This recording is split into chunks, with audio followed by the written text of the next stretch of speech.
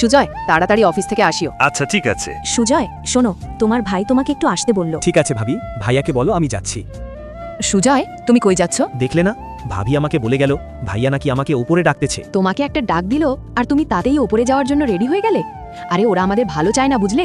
আজকে এমনি আমাদের বিবাহ বার্ষিকী, তুমি তাড়াতাড়ি অফিসে যাও। এখনো অনেক সময় আছে রাধিকা, আমি ওপরে গিয়ে ভাইয়া থেকে কথাটা শুনেই অফিসে যাচ্ছি। কি গো, তুমি কি সুজয়কে আসতে বললে? হ্যাঁ রাহুল, সুজয় আসতেছে। ভাইয়া কোনো সমস্যা হয়েছে নাকি? সুজয়, তোকে একটা জিনিস দিব। দাঁড়া, সব শুনতেছি। দেখি ওরা সুজয়কে কি কুবুদ্ধি দেয়, তারপর ওদেরকে আমি দেখে নেব। সুজয়, এই টাকাটা নে। এই টাকাটা দিয়ে তুই আজকে বিবাহ বার্ষিকীতে রাধিকাকে কিছু কিনে দেস। থাক ভাইয়া, আমার টাকা লাগবে না, এই টাকাটা দিয়ে আপনি কিছু করিয়েন। সুজয়, তোর এখন টাকা হয়েছে তাই না ভাই?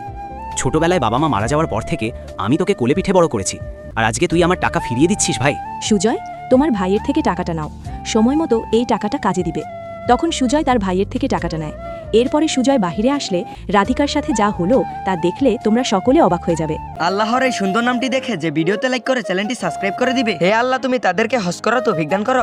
রাধিকা, দেখো আমার বড় ভাই আমাদেরকে কত ভালোবাসে। সরি সুজয়, আমি মনে করেছিলাম তারা আমাদের ক্ষতি চায়, কিন্তু না, তারা আমাদের কখনোই ক্ষতি চায়নি।